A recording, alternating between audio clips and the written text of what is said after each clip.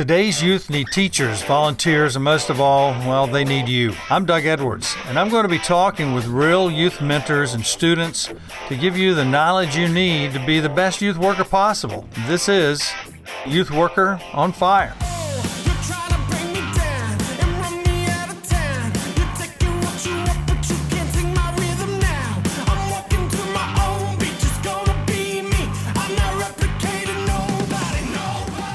Hey, Youth Worker Nation, this is Doug with Youth Worker on Fire, and I'm here today with Coach Brittany Beall, and she is an incredible coach. I've known her for quite a few years. She was a high school player, obviously, because she ended up playing softball for Auburn University. Correct. Some of my Alabama friends are listening. They almost choked on that. Say, what is that about, right? War Eagle. That's right, War Eagle. And then she ended up here in Eustis as a teacher and coach. Softball coach. She went to state last year. Yes, sir. That's right. Also, she's been coached, I think, 7 years. FCA, Fellowship of Christian Athletes, for about 5 years. Also, was at your wedding a while back, and then now she has a baby. Yes, sir. So how do you handle all those things? And Brittany, just catch us up to date from there to here. So currently I have a 1-year-old son named Braden. He is just starting to walk, so he's running everywhere. I don't want to say he's walking, he's running. This will be my 8th season here. Well, I guess you say coaching, but it will be my 8th year here at Eustis High School. Okay. So grew up in this area? Yes, I went to Mount Dora High School. I graduated in 2004. And so after that, I went to, Auburn, and then I came back. I coached at Leesburg High School for 2 years, and then I came over to Eustis. Okay. And who got you involved in FCA? FCA, Stephanie Mon, actually. Okay. Yeah, here at Eustis. Now, when I was at Auburn, I was the first female to be kind of a part of FCA at Auburn, because normally it was like a football-driven type of organization at that time. Okay. And so I dated a football player, and so he's like, hey, come to FCA. So I came to FCA, and then I started bringing my teammates. That's where I started, had my first experience as FCA. They had to keep letting you girls come after that, Yes. right? So you're a leader and you're a motivator, because not everyone would do that. Mm-hmm. And so that was a big deal. And there's a history there now at Auburn because of what you started. Of course. I always watch the YouTube videos and the Instagram. So it's a good movement there. I know Brother Chet, he's still there as a chaplain, and then Brother Wes, he was there, but now I think he's at Baylor University as an FCA chaplain there. Baylor's a great place. Yes, sir. Yeah. Now, FCA here, Stephanie Mon got you involved. I was just talking to Alex Campion not long ago. She said just a lot of great things about you. Tell me about the person who influenced you most in your adolescence between middle school, high school, and college, somewhere in there. I would say both parents, because I think I have a relationship differently with both parents. Mm-hmm. I think my mom is for sure my motivator. She'll, encourage me every single day, even as an adult. Mm-hmm. And my dad is kind of like the leader and the teacher, I guess you would say. Mm-hmm. He got me into sports. Mm-hmm. I think I was so bad, I think I embarrassed him because I was terrible at softball. And then he pretty much said, okay, if this is something that you want to do, we have to practice every single day. And I can remember in the driveway getting ground balls every single day of my high school career, and my friends driving by in the car honking the horn because they're going to the beach, and I'm crying because I'm in the driveway taking ground balls. So I think at that time, both parents were my motivators and my leaders and my encouragers, because they never let me stop, doing something that I love. I always was brought up in church. My parents, we went to church every Sunday, Sunday school, youth. So we did a lot of stuff. In middle school, my dad actually started Gym for Him. So it was kind of like FCA, actually. Really? We would go on the Thursday mornings in the gym. We would do praise and worship. We would do, devotion. And then he also, he was a volunteer at the school. So every day during lunch, he was there helping and, taking up lunches and kind of just connecting with the kids. So at my middle school age, we really had a good youth program there at my church and at school. Wow. So it just kind of, transformed into high school and transformed into college. This is a great, basically just a transition of tradition in line for you to go from there all the way through college, and then into the high school with For sure. FCA. Yes, sir. Now, we're going to talk about worst moments, though, because everybody relates with worst moments, okay? And it's hard to talk about them, but be as specific as possible. We're not going to use names. We talked about that. Yes, sir. But give me your worst coaching moment, then give us your worst FCA moment. My worst coaching moment is probably when I got out of college and I came to Lake County. And I think I wasn't overwhelmed with everything because I was just coming out of, college as far as I didn't have an education major. So I was teaching for the first time, looking at lesson plans for the first time. But I think my mindset of coming from a Division I school was that I was going to come and I was going to change the program, and it just didn't happen the way that I would hope. I had a lot of outsiders, into the team to where I think the girls respected me, but they just didn't know how to relate at that particular time. So that made it very, very hard for me to coach effectively. And I think they didn't kind of buy into the system. So I think that's kind of where I struggled to the point where I was going to give up just because I just didn't know if I can handle it, because I would come home, I would be upset, I would cry because it kind of affected my everyday life at that time. But I think God got me out of that particular situation and brought me here to Eustis. And it was still a little struggle here at first. But now I think for the most part, all my girls kind of buy into the system, my parents. And when you have supportive parents and, players, it makes it so much easier. Yes. I don't think it'll be easy all the time, but Right. I think I'm kind of into the game enough to where I know how to handle certain situations when I'm approached with them. My worst FCA moment, I would just say maybe not getting enough students to be a part. I mean, we've always been so successful with FCA here at Eustis High School. So we never really had, that bad moment because the kids really are drawn to the program. I think maybe losing, like Alex Campion, and then I lost, Nicole Caruso. And then I don't want to say I lost them, but they went on to a different chapter in their life, and Terrence Demps. So, I mean, I guess just losing that comfort, I guess you would say. Comfort of strong leadership students. Of course. But at the same time, I think God has blessed me. This year we have Audrey Wicken, and she's amazing. So God has always been putting someone in that position in order for us to thrive as a huddle. By the way, you're talking enthusiastically about this. No, sorry. this is good. No, this is a good thing. Number one, I've seen you coach. Yes. Now I've put the pieces together. I saw the intensity on the field, but I saw the respect that the girls had toward you. Now, that's been a few years. Yeah. Haven't got to see you play in a while and coach, but I remember those earlier years. And so putting those pieces together, I see that. The other thing is that you're talking about 6:30 a.m. as a joy for FCA. I think it's Thursdays. Before school. And today, in fact, Tuesday, you met with Matt Matulia, and I just saw Matt when I was walking in today. This is way over and above your coaching, way over and above your teaching. I mean, and your family. Yeah, people don't realize I guess just say it is a struggle at times. And like I said, if I didn't have my husband, it would probably be a lot harder just because he's a really good hands-on dad. So with the respect from, I have, parents going back probably maybe I say about four years ago that really, said, hey, Brittany, is there anything that I can do to help, alleviate any of your stress? Because softball season, we go from January to May, and we practice 5 days a week, sometimes 6 days a week, probably about 3.5 hours a day. So it's very intense. And then we have to turn around and come back to FCA, 6:30 in the morning. But it's something that I love to do. I'm very passionate about it. I just feel like if I'm going to do something, I'm going to give it my whole heart. Yes. And all that I do. I'm not going to half step at all. So I think God has called me back to Lake County to kind of do what I love and to be a mentor to the kids, not just my softball players, but, a mentor around campus. And people sometimes they're a little bit hesitant to come, talk to me or open up to me because I'm tough. I call it tough love. But at the same time, I have a heart and I'm very compassionate and I do what God's called me to do. You were mentored tough love, though. I think that is awesome what happened with you and your dad.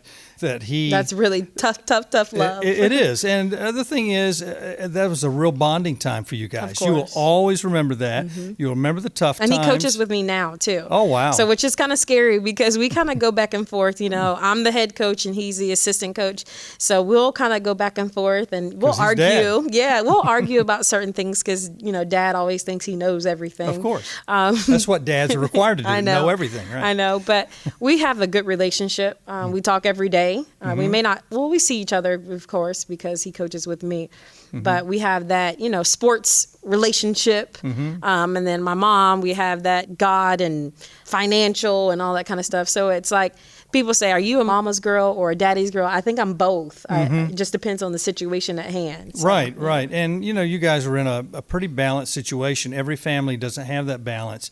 But families that work really, really well are that balance between mom and dad, husband and wife, that sort of thing. And so we're going to go to best coaching moment, best FCA moment. The first one would be when I think it was back in 2014, the first time in school history, we made it to the regional championship game. That's the same year, I got married, and I think that particular moment was kind of like a highlight in my career because I felt like I was transforming the program to something great.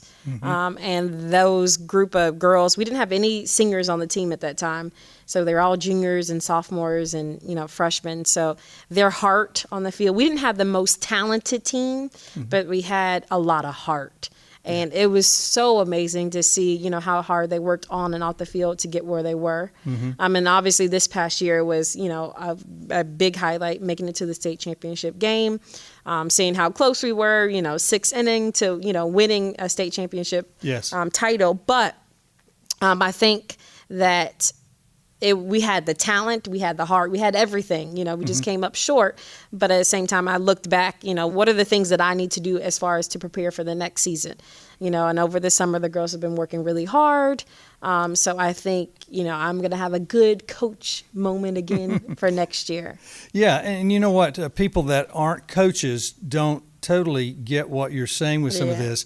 With people that are driven into, and by the way, I love that you were not that good, when your dad started working with you, and here you are, Division I, at Auburn. Like I said, and all that. People don't realize it was a lot of work. It was a lot of work. And that's what I try to instill into the, my players and even, kids in my classroom. You can be whatever you want to be. You can be whatever you want to be. It's just going to take a lot of work, and a lot of people aren't willing to put in the work. They want the product, but they don't want the process. Yes. And so that's hard. Yeah. Mechanics are, in fact, the best things in life are always about the basics.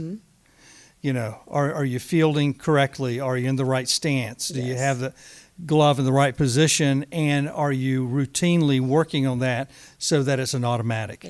We say automatic, but it was a lot of stress and time to make it an automatic. For sure. I even talked to my students yesterday about, going, and I said, are you studying? Are you studying at home? And, some of them raised their hand. No.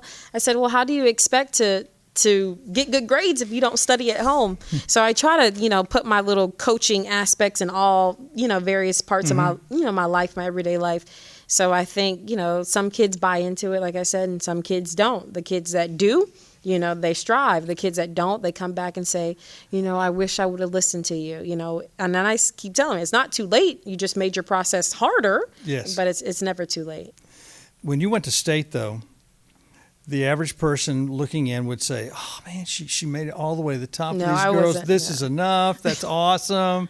But when a real coach, though, and a team that is, their desire was to be the top. Oh, yes. So what kind of pains did you feel with losing, even though you could have said, oh, you know what? Hey, we went to the top. I think my facial expression kind of tells how my emotions are. Yes. I've never been a person to hide my emotions because it's just not who I am. Yeah. So if you'll know if I'm happy, mad, or sad, and I think my facial expressions when we were receiving the little trophies or ribbons or medals, I was kind of like, I was excited because I think, we made it, but at the same time, I was pretty upset because it was so close. And to see the pain in my, my players' eyes, like I felt for them because I know they wanted it so bad. So that was a little bit hard for me to kind of swallow, because then I felt, what did I do wrong? Did I, send the girl, home? She shouldn't have sent home. So I started replaying all these things. And to today, I still have not watched the game. Spectrum Sports sent me a DVD of the game, and I still have not watched the game because I still, I'm a little sour about it. Yes. But I told the girls, we had a meeting probably like 2 weeks after, and I said, I'm not going to be there in that position next year. We're going to work hard, and this year it kind of opened some doors for other girls, and it closed some doors for others, because now, they say, well, I don't want to play, because they know how intense it's going to be, because we're not done. Right. We're not done. Yes, and that does divide, because here you are, that should be enough, but when you're used to winning, your goal is to win. Oh, yeah.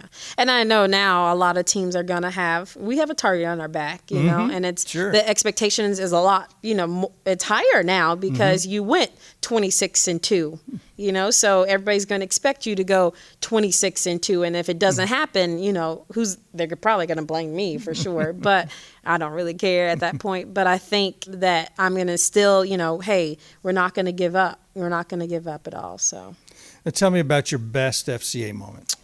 My best FCA moment would have been probably, I think, when Alex Campion was here. We did the Fields of Faith on the football field, and just to see the community. I think we had over 100 people be a part, and we did praise and worship. Mr. Likely, I know he's passed away now, but he came and gave us a sermon, or a message, I would say. And just to see the kids and the community and parents be involved in something like that, I mean, it was huge. It was huge. So I think that would be my best FCA moment. And of course, winning the Coach of the Year. I won it last year as well. So twice you've won Coach of the Year. Yes, twice, yeah. And was that something that you work up toward, or did you not know that was going to happen? How did that work? And like I said, when I do something, I'm always going to give it my all. Right. So, I mean, that's just what I strive to do. I mean, I don't think I was working towards that, because you don't have to work towards something that you have passionate, Great coaches are that. Yeah. So I don't. And when I'm so passionate about something, I don't think of looking for some, award to signify that. If I'm passionate about it, it's my heart. Yes. So. And before we were talking about how long do teachers last. You were in the program, you came in, you were not an education major. It's difficult enough if you are an education major, some of the things you're going to be getting into in schools. With being a youth pastor at 18 months is the average that they last. Yeah. I was here 29 years and 35 in student ministry, but you are still here. Yeah. Tell me about what you would say to people that are beginning to teach and that are going through some discouragement, beginning to coach. What would you say to them? I would say pretty much take it one day at a time. I know we had he's not new teacher, but new to the school. And I try to, gravitate towards those people that are new to the school, just to kind of, hey, are you okay? Hey, are you this? And you need some type of outlet. You need to talk to somebody in order to vent, because there are days, even now, I, go in the classroom and I ask a question, the kids are like looking at me, or, you have a rambunctious group that, you just want to say, oh my gosh, Yes. But I think just with the faith that I have in God, and just knowing that He'll see me through is kind of, my motto when I'm in the classroom, because people don't understand. Coaching is one thing, but then having to teach a core class, that's hard. Mm-hmm. And so trying to balance, core class, teaching, and family life, it's hard to juggle. But like I said, have people in your corner. I have a best friend, we played at Auburn together, and we talk on the phone every single day. And she's kind of like my outlet, if I need to talk to somebody. Yeah. And she doesn't know people around here, so it's easier. And she'll give me her honest opinion. So that makes it a lot easier. Yes. So having that one person that you can talk to, and constantly praying to God and just asking Him, hey, give me the strength to get it through, because you're going to get through. It's just the process maybe hard for that particular moment. Yes, yeah. And for you guys that don't understand, when she's talking about Fellowship of Christian Athletes, by the way, that's volunteer. That's volunteer. Yeah. That's volunteer. All And you know what? Coaching is might as well be volunteer. Yes, all the because you're work not that you put getting into- paid No. enough to No. to do No. anything No. there. It gives you a little bit of stipend, No. but that That's goes. nothing. That's probably because I do gone a year. in I 3 do or a 4 year weeks. round. People don't realize during the summer we were here 2 days out of the week, and even now we condition 2 days out of the week. And then on top of that, I do weightlifting. So I'm going from weightlifting to softball, back to softball to weightlifting. So it's a revolving clock. Yeah, I personally see you in the gym, here and there. I try myself. to as Right. much as I can. Yeah, absolutely. And so tell me about youth pastors, and particularly with FCA mornings. Does that help you guys?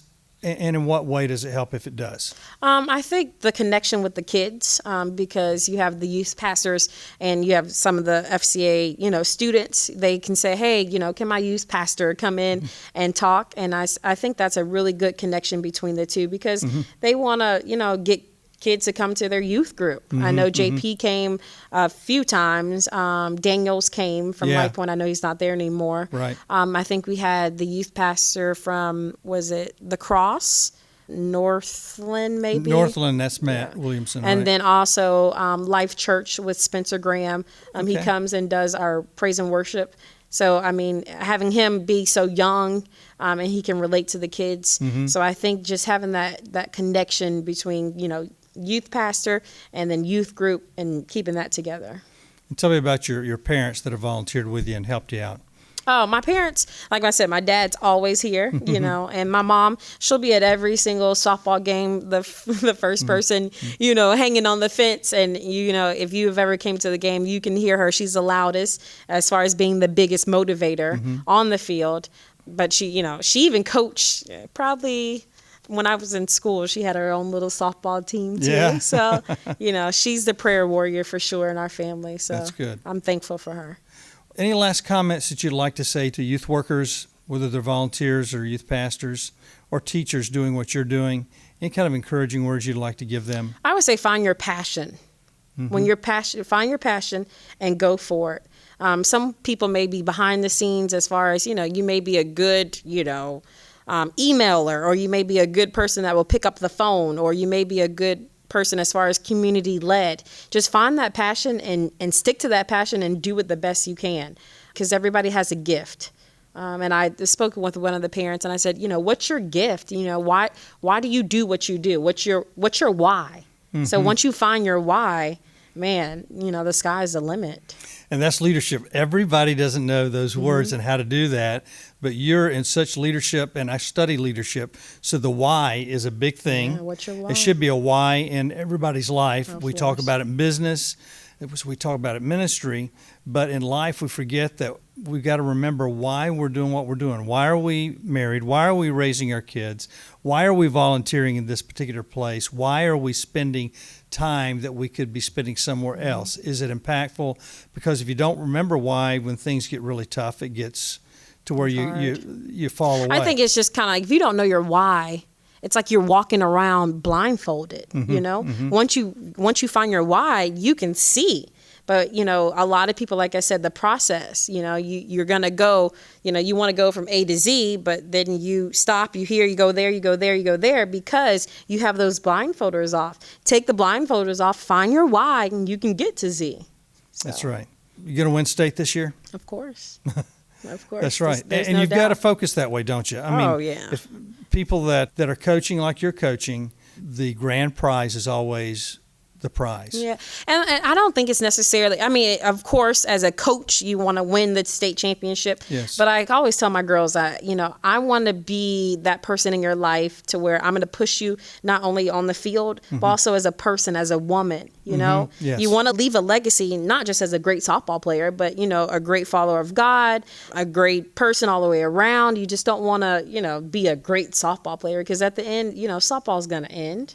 And what are you going to have to look back on, Right. So If someone wanted to email you and contact you and maybe just ask you a question, is there a place that could do that? they can email me at brittanybeall0628@gmail.com. And that's Beall is Beall, like Jessica Biel. Oh, there you go. All right. Youth Worker Nation, you've heard it from Coach Beall. And Coach Brittany, thank you so much Oh, for you're being more here than today. And sharing your one study period without students. Hopefully we'll get to interview you again. Thank you so much. All right. Say goodbye, Youth Worker Nation. Bye. Go Panthers and War Eagle. There you go. We're out. You've been listening to the Youth Worker on Fire podcast. If you like what you hear, please subscribe and tell your friends. Also, leave a comment and tell us what you think. Stay tuned for more informative episodes.